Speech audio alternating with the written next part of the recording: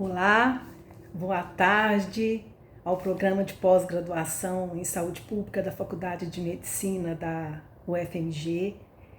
Então são 30 anos e é muito bom testemunhar e ver o crescimento e a consolidação das nossas linhas de pesquisa e também neste momento com a professora Laine e a professora Lidiane na coordenação, é bastante alvissareiro.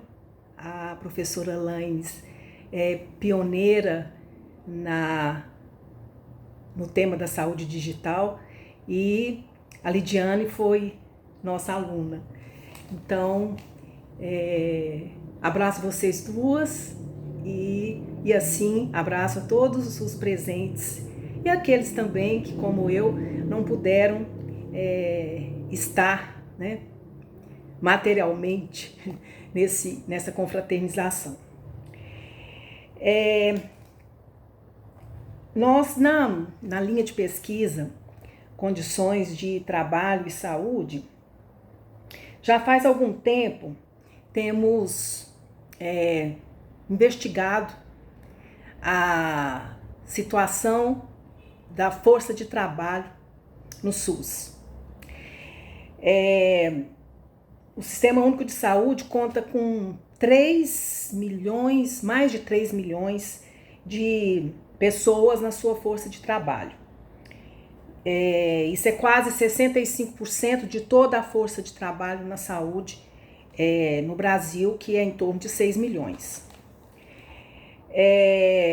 Ainda assim, um número expressivo, o cálculo é de que seria necessário o dobro ou o triplo dessa força de trabalho para continuar exercendo as missões no âmbito desse sistema de saúde. Desde 2006, foi possível entender problemas relacionados ao trabalho dessa população, quando nós iniciamos um inquérito ocupacional no SUS BH. E à época a gestão reunia indicadores de adoecimento, insatisfação, acidentes, dificuldade de fixação dos profissionais nos serviços, e nós sabemos que vínculo é um princípio do funcionamento desses serviços, né? O vínculo entre o profissional e os usuários. E desde essa época já era evidente a dificuldade de fixação de profissionais, sobretudo em áreas onde havia maior dificuldade de deslocamento ou problemas relacionados à violência, às condições de trabalho. E essa realidade, ela permanece até os dias de hoje, tanto no Brasil quanto na América Latina como um todo. A previsão, o estudo feito pela Organização Mundial de Saúde junto com a OIT, é interessado em saber por que a força de trabalho migra, e há um indicador bem preocupante, é de que exatamente em países de baixa e média renda, os profissionais têm a maior chance de os profissionais formados ali se deslocarem principalmente para a Europa, países da Europa e para os Estados Unidos. E aí na investigação que foi feita, olhem só, o principal motivo dessa migração é condições de trabalho. O segundo motivo é falta de recursos para exercer a atividade nos diversos estabelecimentos, e só em terceiro lugar é o salário. Essa é uma realidade já identificada desde quando as instituições multilaterais identificavam esse êxodo da força de trabalho, escassez da força de trabalho, e mais uma série de problemas na gestão do trabalho, e já havia, e nós pudemos participar disso em 2006 e depois em 2010, quando foi lançado a década dos recursos humanos em saúde, nós pudemos participar para exatamente identificar quais seriam as fontes, né? Quais seriam os fatores ligados a essa realidade, e também algo que já era uma preocupação, de uma alta incidência de problemas de saúde que poderiam ser evitados. Acidentes de trabalho, doenças musculoesqueléticas, dermatites relacionadas à exposição a agentes químicos, seja na lavanderia, na esterilização, seja na limpeza, seja nos laboratórios, lombalgia, os vários inquéritos nacionais e de outros países mostram que 50% a 60% da força de trabalho que lida diretamente com a assistência aos usuários vão se queixar em algum momento e podem se afastar do trabalho por conta das lombalgias. Bom, eu vou ser breve nessa apresentação dessa relação entre o ambiente de trabalho, a organização do trabalho, o déficit de trabalhadores e os problemas ligados à insatisfação no trabalho, ao adoecimento, ao afastamento e várias outras consequências que informam de uma inadequação entre o trabalho que essas pessoas realizam e as necessidades que essas pessoas têm, esses profissionais de saúde têm, para se manterem ativos, animados, satisfeitos, né? Então, há uma convergência aí de resultados que nos permitem entender essa teia de problemas. Esses conhecimentos, né? E essas questões, sobretudo as questões que nós abraçamos aqui no programa desde 2006, serviu para alimentar investigações que deram origem a mais de 10 mestrados e doutorados que nós pudemos aí orientar na linha de pesquisa Condições de Trabalho e Saúde. E esses resultados foram potentes para identificar, por exemplo, quem eram os trabalhadores que não tinham acesso à vacinação.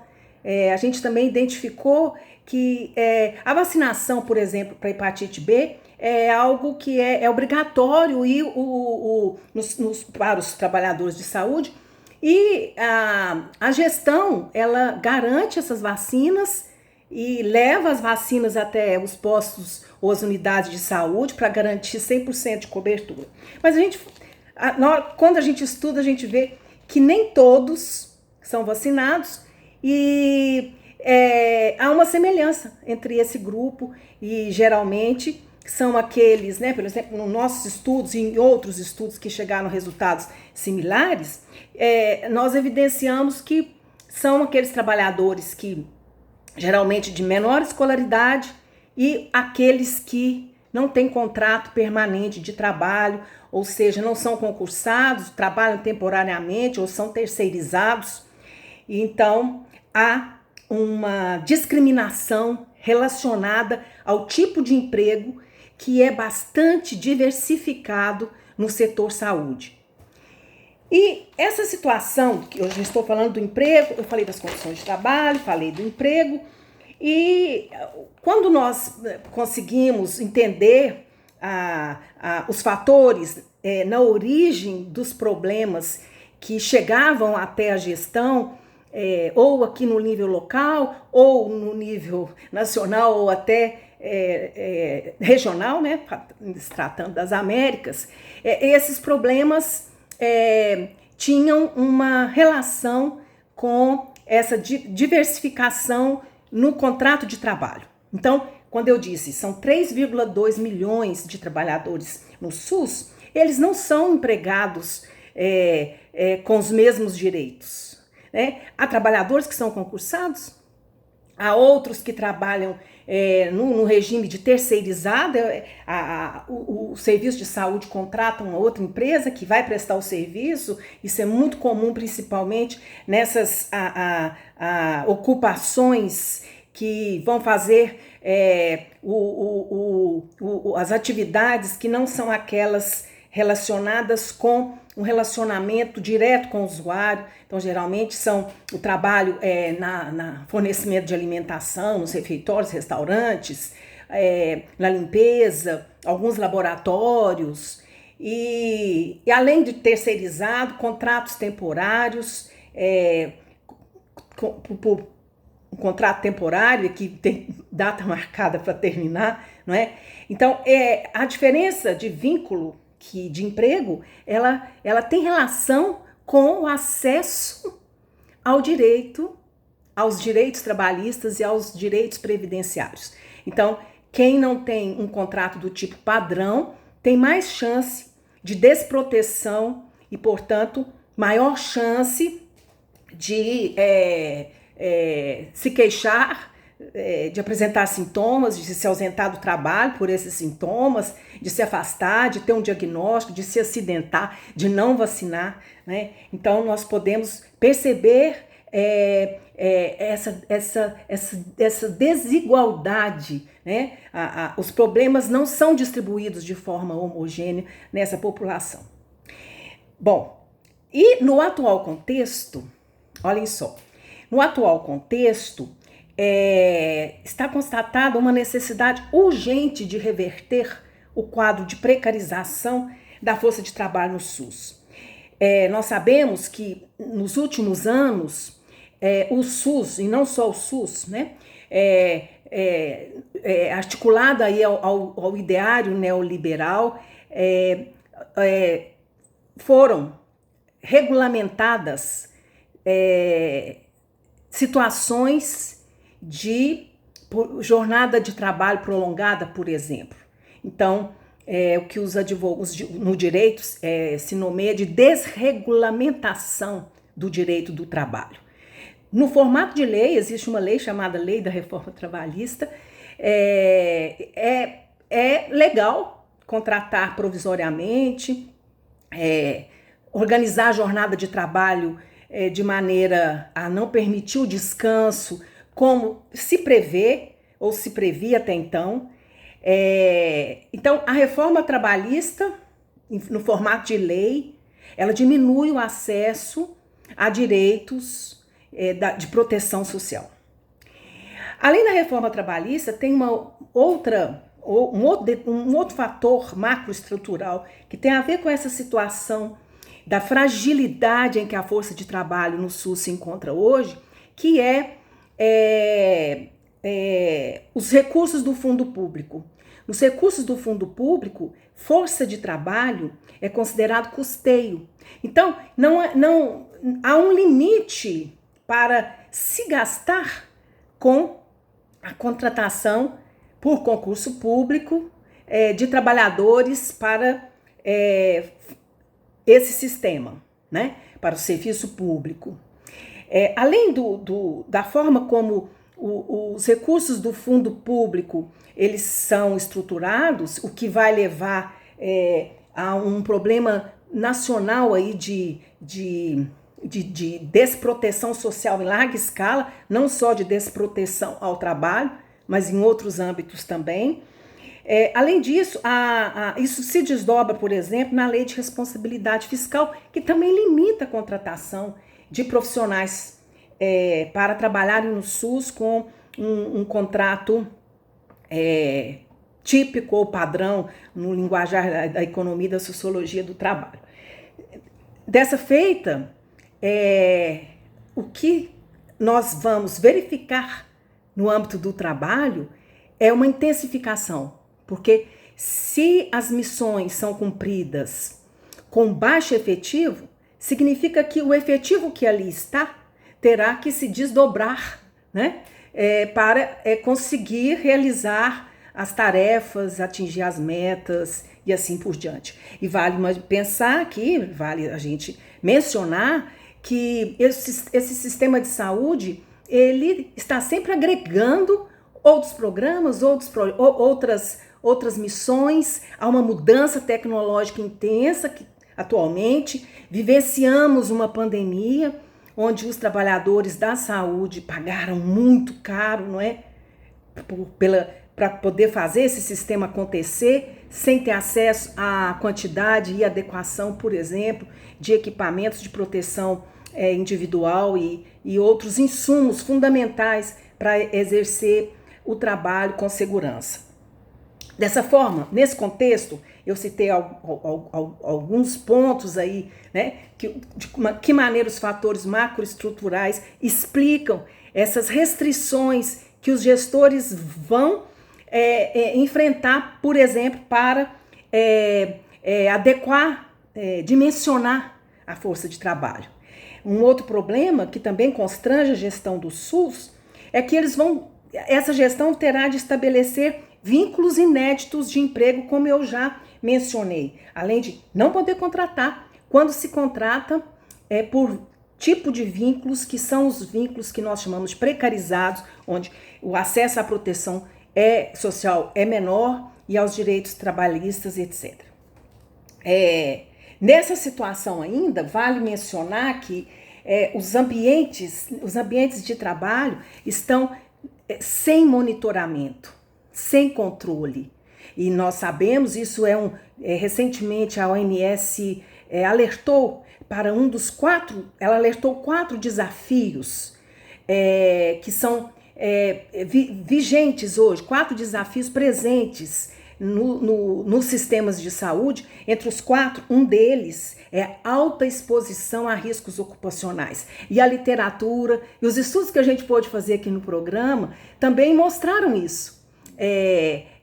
A quantidade de exposição, a baixa vacinação ou não, a vacinação, o acesso diferenciado à vacinação, que tem a ver com as situações ocupacionais que eu mencionei, mas também com vínculo de emprego e, sobretudo, porque é um setor, e não podemos esquecer disso de maneira alguma, em que a força de trabalho é majoritariamente composta por mulheres. E nós sabemos que a estrutura do mercado de trabalho no Brasil é um mercado de trabalho que sofre, né, uma forte discriminação racial e de uma segregação ocupacional de gênero. Isso no mercado de trabalho nacional. E como o setor saúde ele é majoritariamente composto por mulheres, e aí há uma sobreposição de camadas, várias camadas, não é, que vão explicar para nós as prevalências de insatisfação, adoecimento, vontade de abandonar o emprego, uso de substâncias, enfrentamentos negativos, né? Enfrentamentos que levam a um estilo de saúde negativo, um estilo de saúde prejudicial, que está na fonte das doenças crônicas também. Então, essa situação que a gente chama de um ambiente ocupacional estressante, né? Vamos resumir dessa forma. Esse conjunto, né? Quando a gente começa a entender como é a via causal, né, desse panorama, com seus fatores macroestruturais que vão indicar o modelo de organização do trabalho, de organização do emprego e como são configurados os ambientes de trabalho em que nós podemos dizer que vigora uma insegurança e um ambiente nocivo. Assim, né, no atual contexto, nessa semana nós tivemos a oportunidade de participar de um encontro internacional denominado Encontro Internacional Trabalho Decente, Digno, Humanizado e Democrático no SUS. Esse encontro foi promovido pela Secretaria de Gestão do Trabalho e Saúde do Ministério da Saúde, mais a OIT, mais a OMS, mais o CONAS, o CONASEMS, enfim. Um encontro que reuniu, né, essas entidades todas, os sindicatos, as confederações, vários grupos de pesquisadores, gestores, usuários, secretários municipais, secretários estaduais e gestores e gerentes, né, nos serviços de saúde. A ideia foi de fazer essa constatação e estruturar uma pauta, uma agenda com vários eixos, e um desses eixos é o Programa de Saúde e Segurança do Trabalho nos ambientes do SUS.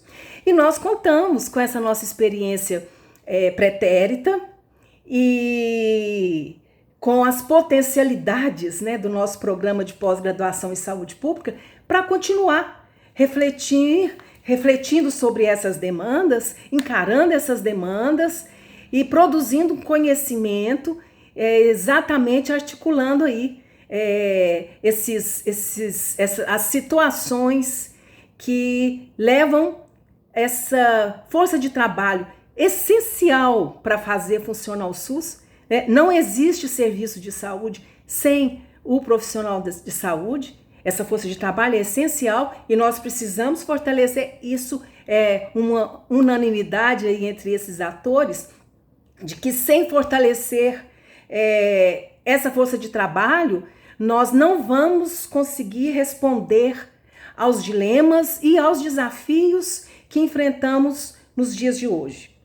Mas o clima e essas iniciativas, e fundamentalmente essa iniciativa recente, trazem aí pistas de que nós olhamos hoje essa realidade não como olhávamos há 15 ou há 20 anos atrás, porque vários caminhos foram trilhados, há vários documentos, há várias propostas, há políticas que foram colocadas em marcha e que depois foram paralisadas, houve um desmonte nos anos recentes e nós sabemos disso. Então, esse acúmulo aí permite encarar essa realidade de hoje, que é inédita, mas que traz elementos que já serviram para alimentar as nossas perguntas de pesquisa. E eu concluo dizendo que a nossa experiência aqui na pesquisa e na formação dos alunos, para e passo com as necessidades apresentadas pelo SUS, serviram também para a gente organizar um curso que nós denominamos SEGEST, curso de especialização em gestão das condições de trabalho e saúde dos trabalhadores da saúde. Nós organizamos aqui na UFMG e fizemos um curso semipresencial para formar os gestores na problemática que eu acabo de apresentar, e os alunos do programa foram monitores do curso. Então, a gente pôde pegar cada dissertação, a tese, enfim, a revisão de literatura. Isso serviu de base para fornecer várias ferramentas de formação, de educação, que é uma política no SUS, né? A política de educação permanente da força de trabalho no SUS. Essa política de educação permanente é um eixo central também, e tem um componente de trabalho, e tem um componente de ambiente de trabalho e de saúde na previsão dessa política de educação permanente. E o trabalho de pesquisa dos nossos alunos propiciou a participação de cada um deles como instrutor, monitor, como autor dos materiais que foram produzidos para esse curso que nós oferecemos durante 3 anos, em 2014, 2015 e 2016. Eu teria isso também para dizer de como isso foi uma contribuição, né, do programa, tem sido uma contribuição do nosso programa à consolidação do nosso Sistema Único de Saúde. Um abraço para vocês e até breve.